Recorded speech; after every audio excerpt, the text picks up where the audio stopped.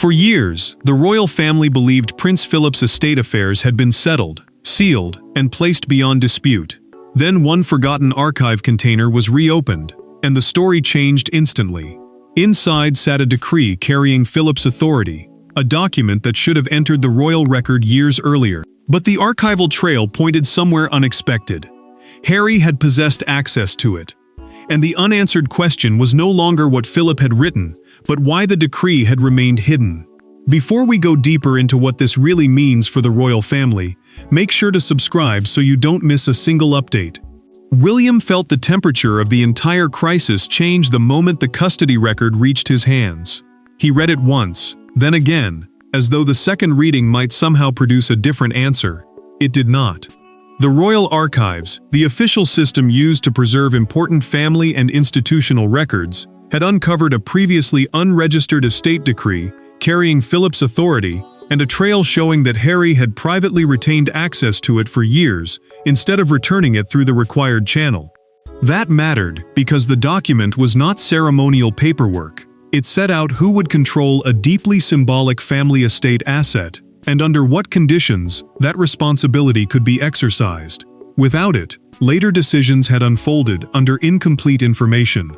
William lowered the page slowly and looked toward the archivist across from him. "How long did he have it?" he asked.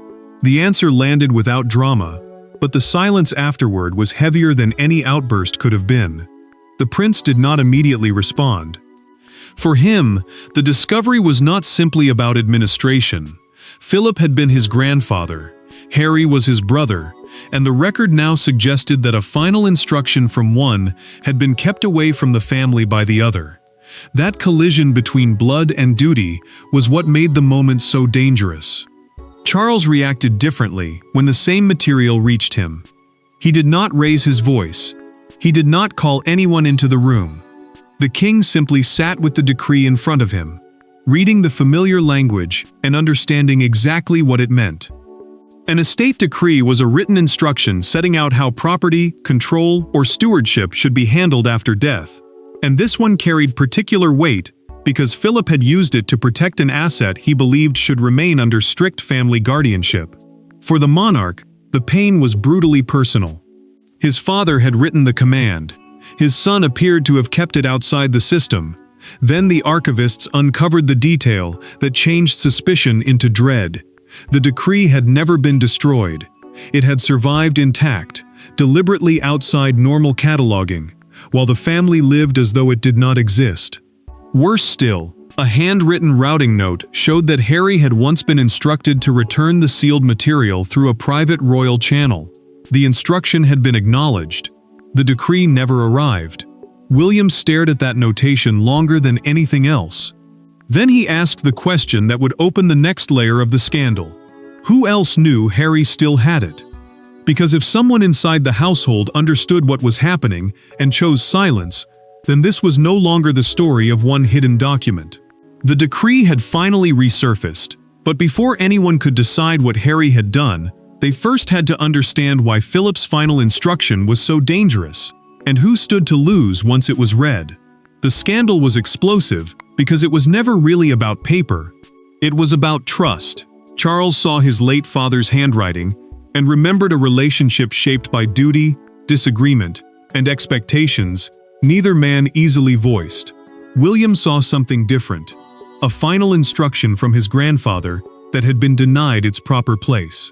And Harry stood at the center of both wounds, facing a family that now wondered whether an old resentment had crossed into something far more consequential. Charles kept reading after the first shock settled. Prince Philip had always treated duty as something larger than preference, and the decree reflected that belief clearly. Stewardship, in this context, meant preserving inherited family assets for future generations, rather than treating them as possessions for personal benefit. That mattered because the document was not simply dividing property, it was protecting continuity. And Harry's strained history with the royal institution made the discovery more volatile, because old arguments inside the family could now be judged against one decision he had never explained. Charles reached the paragraph carrying his father's unmistakable phrasing and stopped. When an aide entered quietly, The king folded the page rather than discuss it. He recognized Philip's discipline in every line, but he also understood the deeper wound. Harry had once held those words and said nothing. His son's silence now sat beside his father's instruction, and the monarch could not separate the two without confronting what had been lost between them. William carried a different anger into his private conversation with Catherine. He told her the decree changed how he understood several exchanges with Harry, conversations that now felt heavier. The future king had believed personal conflict ended where formal responsibility began. Catherine listened as he admitted that this discovery had shaken that assumption. She reminded him that hurt could explain secrecy without making secrecy right, and he understood the distinction. Then the archival custody record exposed something neither brother could dismiss. A sealed envelope had spent 17 unexplained days outside normal household channels before vanishing from the documented chain entirely. An archival custody record is the official trail showing who received, transferred, or stored sensitive material, and this one stopped abruptly. A second notation carried the initials of a former private secretary, suggesting someone inside the palace knew the decree had not returned and chose not to escalate the problem. William stared at one date longer than the others. He remembered it. Philip had spoken privately with Harry that day, alone. The forgotten encounter was about to become the key to everything, because the decree had not vanished randomly. Its disappearance began with one conversation that changed Harry's understanding of what Philip intended. Every family crisis has a moment that looks insignificant until history circles back to it. In this story, that moment came during a private family weekend when Philip asked Harry to remain behind after everyone else had left the room. There was no public confrontation and no dramatic announcement, just grandfather and grandson speaking without cameras or courtiers. Years later, archivists would identify that conversation as the moment the forbidden decree began its journey into secrecy. Philip had chosen the timing carefully. The family gathering at Windsor had nearly ended, and he was preparing to withdraw from several personal administrative responsibilities that had once occupied much of his private attention.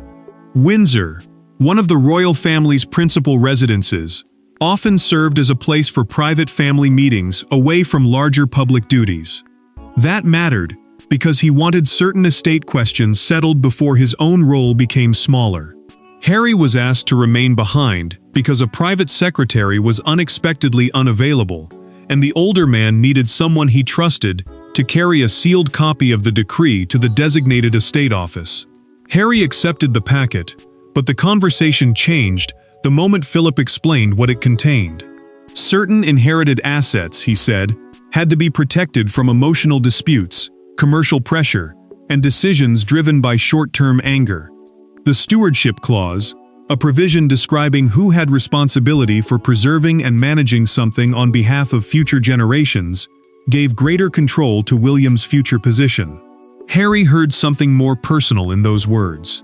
He believed the decree confirmed that his brother would always receive automatic trust, while his own place remained conditional. Philip pushed back immediately. He told Harry that responsibility was not the same as affection, and that rank did not measure love. But the younger man was already wounded. Harry argued that the distinction felt meaningless when William repeatedly appeared to inherit confidence along with duty. Philip grew frustrated in return. He warned his grandson not to turn personal hurt into a challenge against an institutional instruction. Harry left with the sealed material in his possession and the words still burning between them. Then the timeline became devastating. The packet was supposed to remain with Harry for less than 48 hours. Archival reconstruction later showed that it never reached the estate office Philip had specified. A documented account from the fictional former secretary deepened the mystery further. Philip later asked whether the material had been delivered, and he was told that the matter was being handled. The answer apparently satisfied him at the time. Harry, meanwhile, said nothing. William understood the significance the moment he saw that record. This was no accidental disappearance and no meaningless clerical mistake.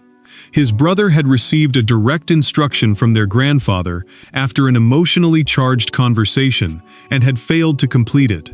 The past had finally supplied the motive for suspicion, but motive was not confession, and William was no longer willing to argue through aides, archives, or intermediaries.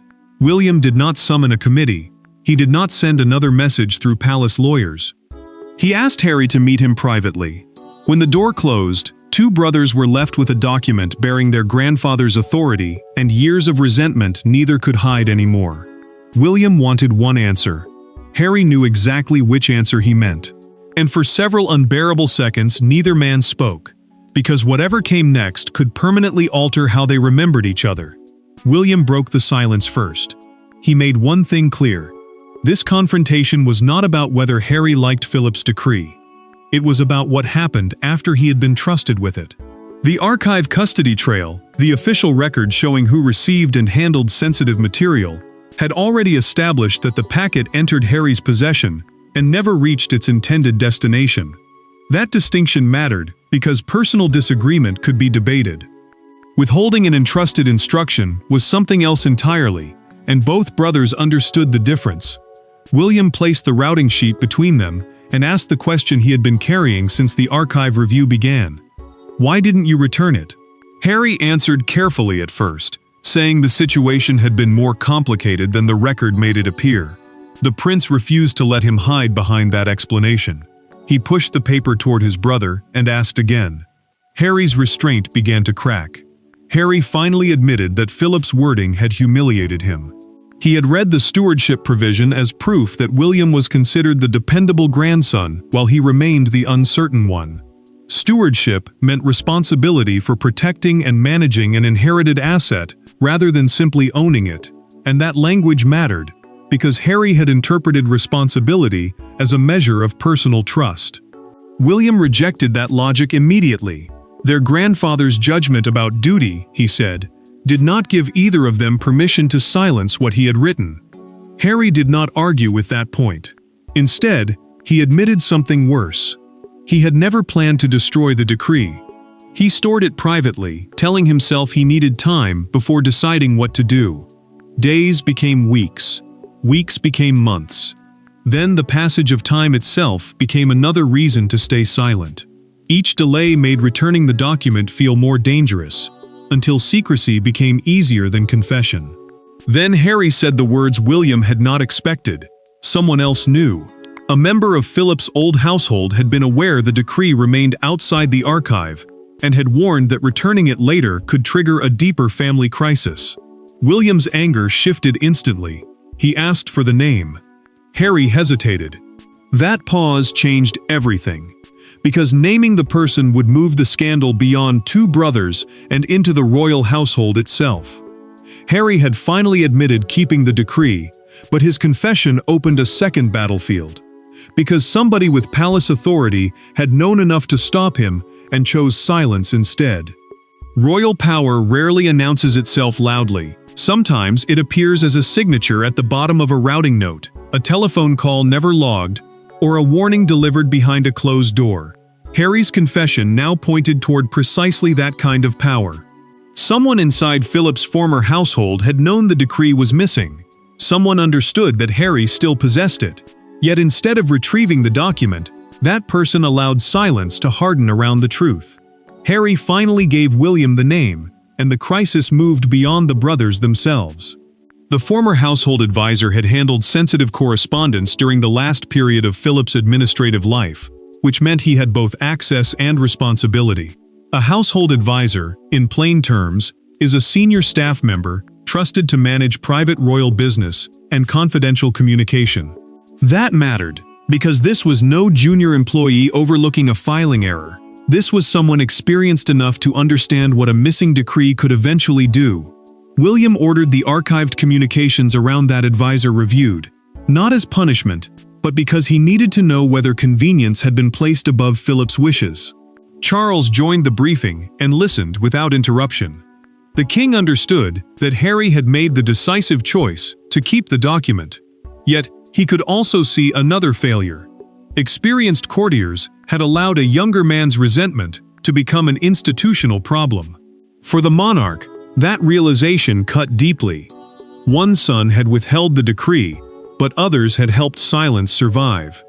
Then the former advisor spoke. In a recorded fictional interview conducted during the internal review, he admitted that he had known the material was not returned on time.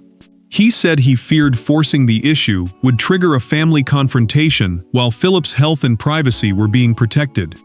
His reasoning had sounded practical then. Now it sounded devastating. The silence had not been accidental. It had been chosen. Charles asked for the decree again.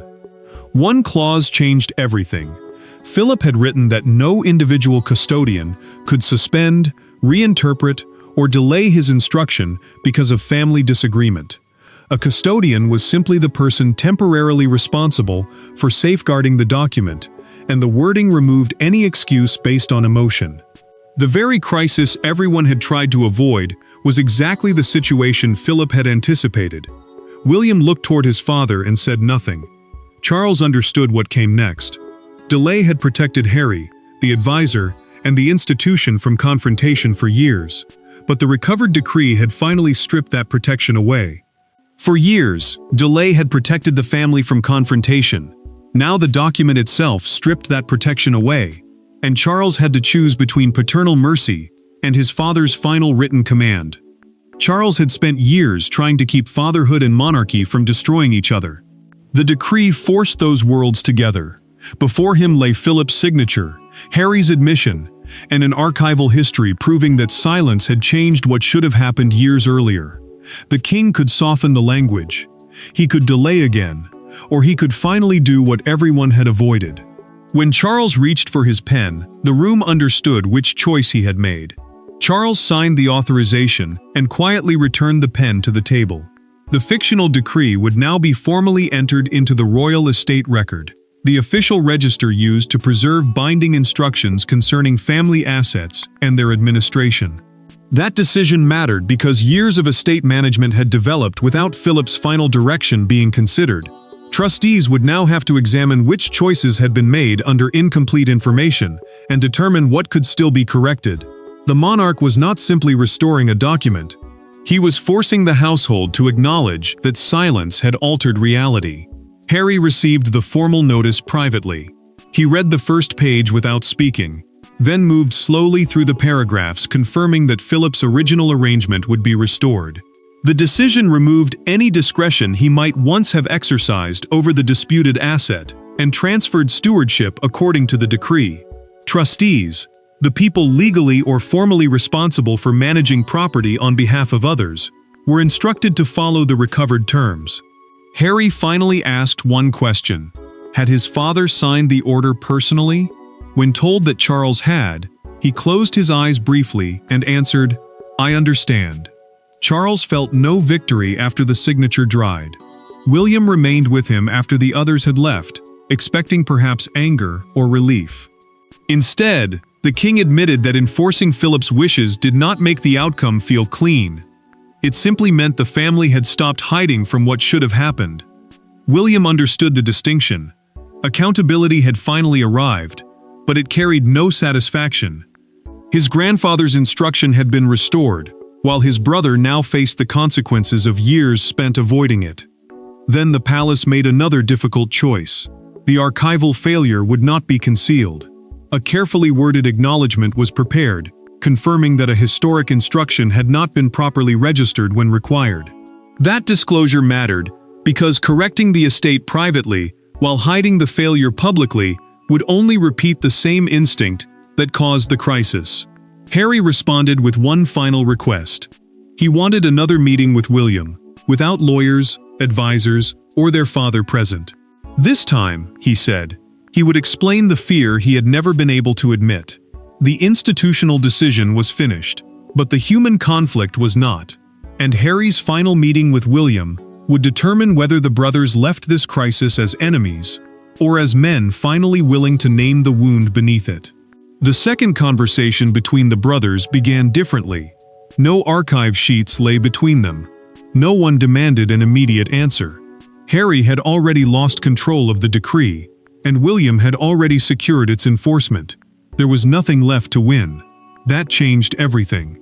For the first time, Harry stopped defending the decision itself and began describing the fear underneath it. The belief that Philip's document confirmed something he had carried for years. Harry had asked for the meeting to happen without advisors preparing either man's words. That mattered because the earlier confrontation had been about evidence, responsibility, and what the archive could prove. This one was about motive. William understood the difference immediately. The future king listened, as his brother accepted something he had resisted for years. Withholding the decree had been wrong. He no longer blamed palace politics, confused procedure, or bad timing. The decision had been his, and he said so without qualification. Harry then explained what the document had meant to him emotionally. He had read Philip's preference for William's future stewardship as a judgment on his worth inside the family. Stewardship, the responsibility to preserve and manage something for future generations, had sounded to him like another coded declaration that his brother was trusted while he was merely tolerated. Instead of admitting how deeply that hurt him, Harry held on to the decree. Controlling the document briefly gave him something he felt he rarely possessed inside the monarchy: power over an outcome. William did not soften the truth. He told Harry that resentment could explain a decision without absolving it. The prince also admitted something painful of his own. The monarchy had often allowed differences in rank to feel like differences in emotional value, even when that was never the intention. Harry listened without interrupting. For once, neither brother was trying to defeat the other's version of the past. Then Harry revealed the part he had carried most heavily. In this fictional account, he said during their private conversation that he had considered returning the decree several times, including once after Philip's death. Each time, fear stopped him. The longer he waited, the more destructive confession seemed.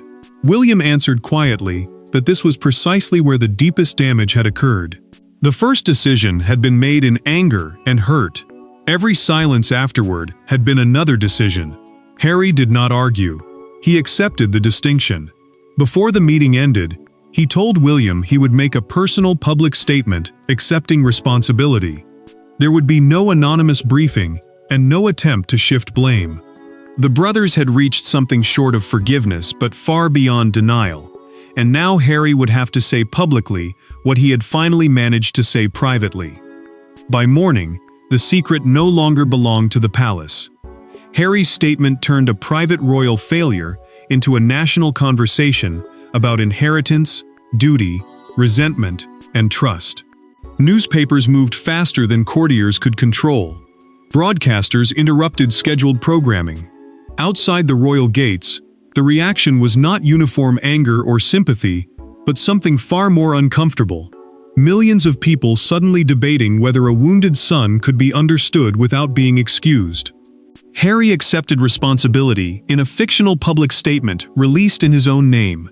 He acknowledged that material entrusted to him had remained outside the proper return process and did not challenge Philip's decree or attempt to blame his grandfather. That mattered because the statement removed the last institutional ambiguity.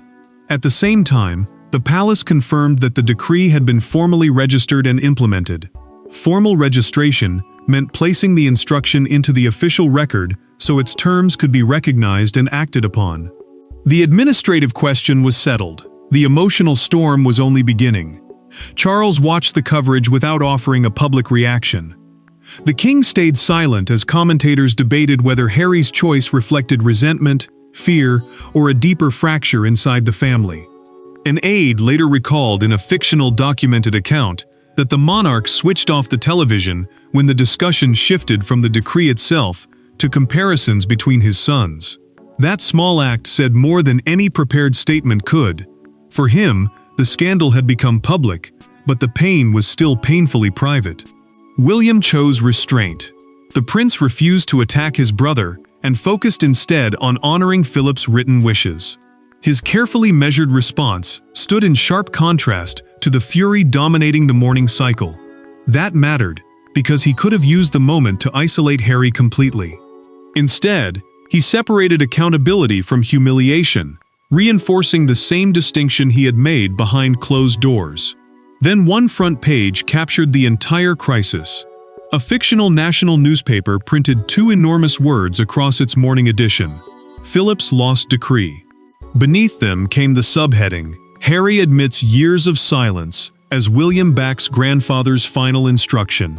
The headline spread quickly, because it reduced years of secrecy into one brutal sentence. Outside Windsor Castle, a small crowd gathered while broadcasters reported live. Windsor Castle, one of the monarchy's best-known royal residences, became the natural focus because it symbolized both family history and institutional continuity. One handwritten sign stood out above the argument, "Truth matters, so does family." It captured the uncomfortable balance better than any television debate. The public facts were now established. The decree had been enforced. Harry had accepted responsibility. William had refused revenge. Charles had stayed silent. The headlines had delivered their judgment loudly, but the final verdict would come more quietly, inside the family that had spent years living beneath the consequences of one hidden envelope. There was no dramatic pardon and no final explosion. The ending was quieter than the scandal that produced it. Philip's decree returned to the place where it should have been years earlier. Harry admitted what he had done. Charles enforced his father's instruction.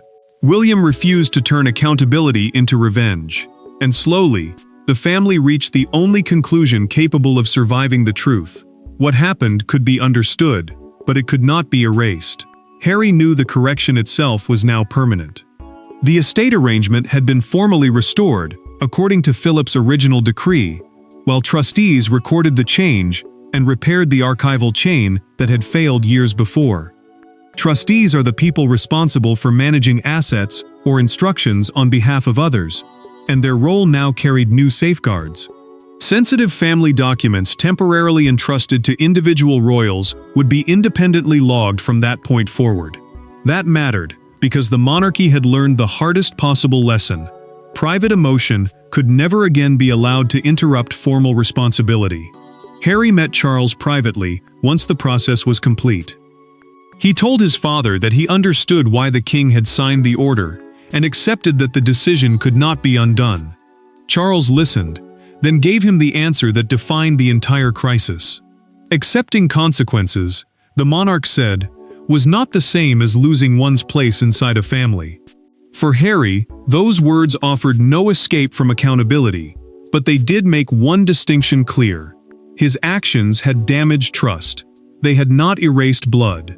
William offered something even harder. He did not promise immediate reconciliation, nor did he pretend the years of silence could disappear because the truth had finally surfaced. The prince told Harry that trust would have to return through actions, not apologies alone. Harry accepted that without argument. For the first time, both brothers seemed willing to live with a difficult truth instead of fighting to control it. Then the deeper lesson became impossible to ignore. Harry had made the choice to withhold the decree, but palace silence had allowed that choice to survive. One failure was personal, the other was institutional. Philip's recovered instruction forced the family to confront both. Charles chose duty without surrendering fatherhood. William became firmer without becoming vindictive. Harry emerged diminished in trust, but not erased from the family. And Philip's decree became more than an estate instruction. It became a test of whether the crown could face painful truth without allowing that truth to destroy everyone carrying it. There was no next mystery to chase. Philip's decree was where it belonged. Harry had answered for the years it remained hidden, and the family was left with one permanent lesson. Silence may delay the truth, but duty eventually demands that someone open the envelope. Thanks for watching. Please don't forget to like and subscribe, and we will see you in next one.